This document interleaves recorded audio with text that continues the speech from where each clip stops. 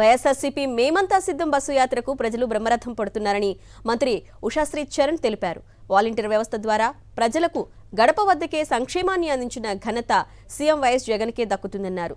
వృద్ధులు, వికలాంగులకు, ఒంటరి మహిళలకు ఇంటి వద్దకే పింఛన్లు రాకుండా చంద్రబాబు ఎల్లో గ్యాంగ్ కుట్రలు చేశారని మండిపడ్డారు.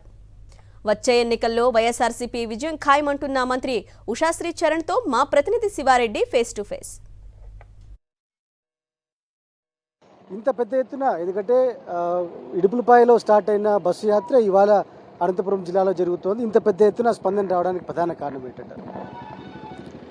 ఈ 5 ఏండ్ల పాలనలో మనం చూసాము, జగన్మోహన్ రెడ్డి గారు ముఖ్యమంత్రి గారు చాలా ట్రాన్స్పరెన్సీగా, పార్టీల అతీతంగా, ప్రాంతాల అతీతంగా, కులాలకు మతాలకు అతీతంగా ఏదైతే ఆయన మాట ఇచ్చాడో ఎలక్షన్కు ముందు దాన్ని దగ్గర మనము 98.5% హామీలను పూర్తి చేసిన ఏకైక ప్రభుత్వం ఎక్కడైనా ఈ దేశంలో ఉంది అంటే అది మన జగన్మోహన్ రెడ్డి గారి ప్రభుత్వమే.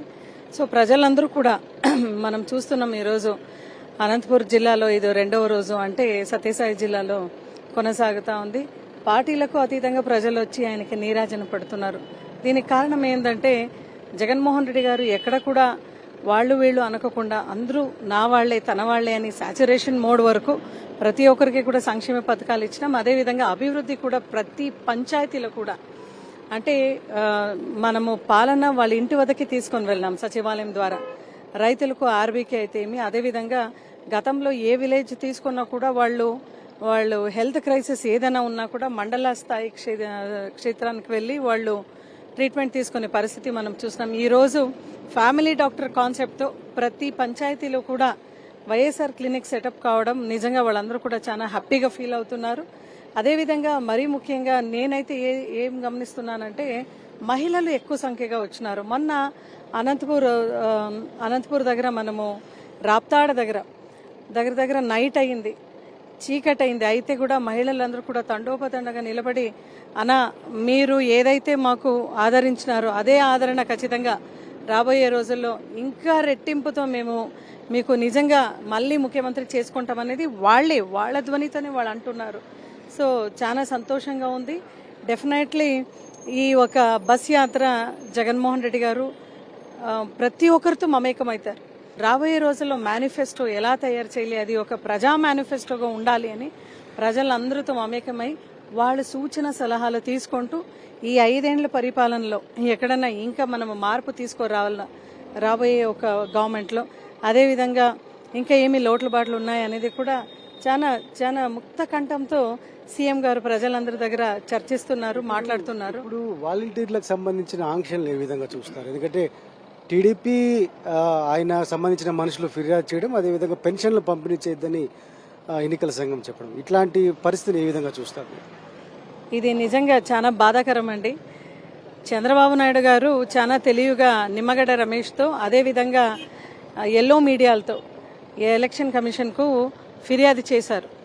వాళ్ళు కూడా దానికి అనుగుణంగా సంజయ్ గారు కూడా రాసి, స్టేట్ గవర్నమెంట్ కూడా లెటర్ రాసి ఇలా వాలంటీర్ కూడా చేయకూడదు పెన్షన్ డిస్ట్రిబ్యూషన్ అని చెప్పినారు. నేను ఒకటే మాట అడుగుతున్నాను, ఈరోజు డేటు April 1 ఉంది డేట్. అంటే గతంలో మనం చూసినాం మన పరిపాలన ఎప్పుడు వచ్చిందో పొద్దున్న 1 April ప్రతి నెల 1న వాలంటీర్స్ ఇంటికి పోయి అవ్వతాతలందరికీ కూడా అవ్వ తీసుకో నీ పెన్షన్ తీసుకో, తాత నీ పెన్షన్ తీసుకో అని చాలా బాగా సేవ చేసినారు. ఈ ట్రాన్స్పరెన్సీ అనేది మీరు ఎప్పటి నుంచి చూస్తున్నారు? ఎలక్షన్ వచ్చింది అని మనం చేయలేదు. ఇది మన ప్రభుత్వం ఎలక్షన్ వచ్చింది అని చేయలేదు. మనము 4 years 8 months నుంచి కూడా మనం చేస్తూ ఉండేదే. అయితే ఈరోజు దగ్గర 64 లక్షల మంది ఇబ్బంది పడ్డారు. ఎందుకు ఇబ్బంది పడ్డారంటే అవ్వతాతలు ఉన్నారు, వితంతులు ఉన్నారు, వికలాంగులు ఉన్నారు, ట్రాన్స్జెండర్స్ ఉన్నారు, మళ్ళా ఒంటరి మహిళలు ఉన్నారు. వీళ్ళందరికీ కూడా ఎంత ఇబ్బంది కలుగుతూ ఉంది. టోటల్గా చెప్పాలంటే చంద్రబాబు నాయుడు గారు అవ్వతాతల పైన వాళ్ళ కక్ష సాధింపు ఏదైతే వాళ్ళ మనసులో ఇన్ని రోజులు ఉన్నిందో ఆ కక్ష సాధింపుకి తెరలేపి ఈరోజు ఆంధ్రప్రదేశ్ రాష్ట్రం అందరూ చూస్తున్నారు.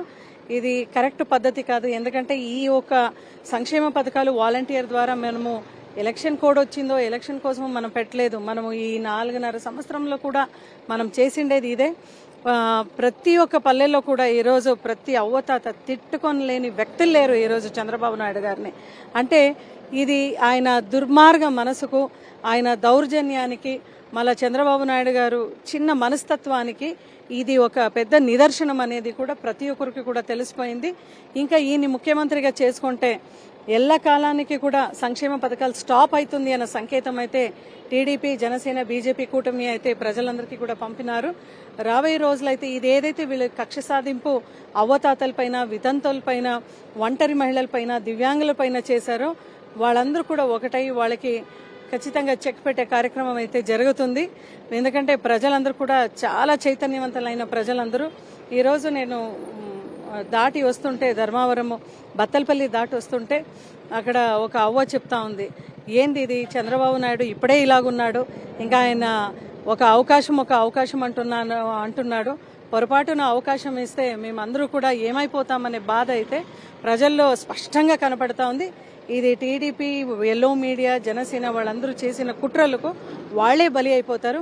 ముఖ్యమంత్రి జగన్మోహన్ రెడ్డి గారు అయితే మళ్ళా భారీ మెజారిటీతో రెండో టైం అంటే జగన్ వన్స్ మోర్ అనేది ప్రతి యువతలో, రైతు, మహిళ, అదేవిధంగా కార్మిక, కర్షక ప్రతి ఒక్క రంగంలో కూడా మనం చూస్తే మళ్ళీ ముఖ్యమంత్రి గారు అంటే ఇది ప్రజా వాయిస్, పబ్లిక్ వాయిస్ భారీ గట్టిగా వినిపిస్తున్నారు. మళ్ళా వన్స్ మోర్ జగన్ అని.